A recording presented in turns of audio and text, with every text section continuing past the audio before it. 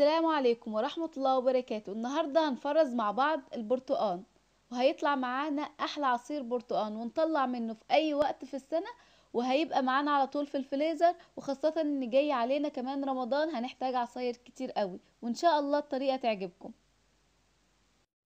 بس لو كنتي أول مرة تشوف القناة بتاعتي، ما تنسيش الاشتراك، وكمان تفعلي الجرس عشان يوصلك كل جديد، وتعملي لايك للفيديو لو عجبك. ونبتدي بسم الله والصلاة على رسول الله، ونقشر مع بعض البرتقان. لازم البرتقان يكون بلدي. البرتقان اللي هو التاني اللي هو بسرة ده ما بيطلعش مية، انما البلدي ده لما بنفرزه بيبقى حلو جدا.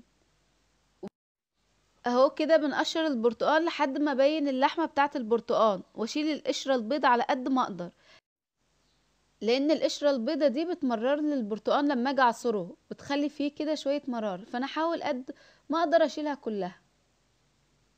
اهو كده نقشر بالطريقة دي. هقشر كل كمية البرتقان عشان الوقت بس، وارجع لكم تاني. ادي كده بعد ما قشرت كل كمية البرتقان معايا زي ما انتوا شايفين بالطريقة دي، حاولت قد ما اقدر اشيل القشرة البيضة زي ما قلت لكم.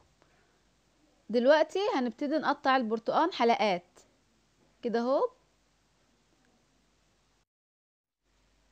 بالطريقة دي. هنقطعه كله كده اهو حلقات كده. هبتدي دلوقتي اشيل اي بذرة قاعدة في البرتقان، او اي حاجة الخيط الابيض اللي بيكون في البرتقان من جوه كده اهو، اشيله بالسكينة او بايدي عادي. ادي كده انضف كل البرتقانة من جوه من البذر والحاجات البيضة اللي جواها.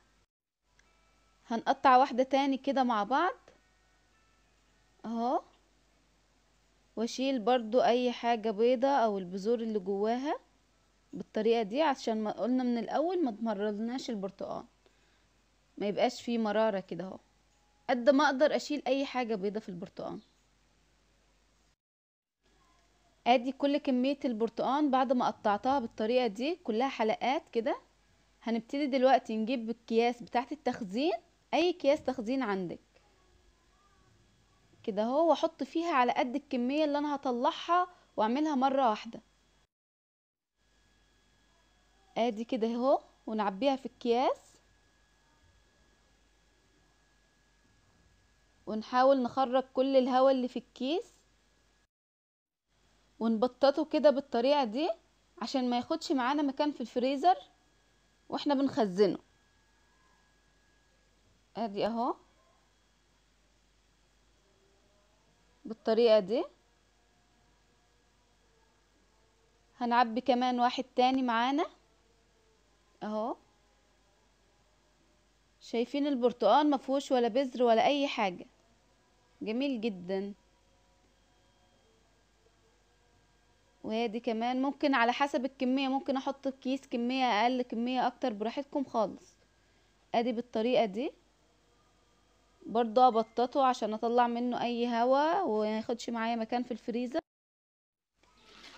بالطريقة دي ما تاخدش معايا مكان في الفريزر خالص اهو كده. وادي البرتقال بعد ما طلعته من الفريزر كده اهو، هستناه يفك شوية وبعدين هعمله عصير معاكم اهو كده. بعد ما فك هاخد القطع بتاعته هحطها في الخلاط ونعملها عصير مع بعض.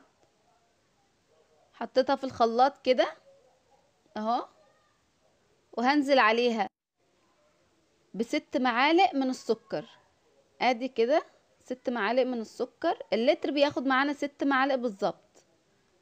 وبعد ده بيطلع مظبوط على حسب بقى الرغبة، انتوا عايزين تزودوا تقللوا. حط المية كمان كده،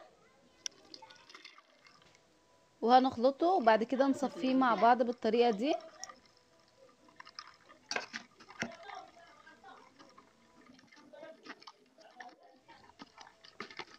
اهو كده.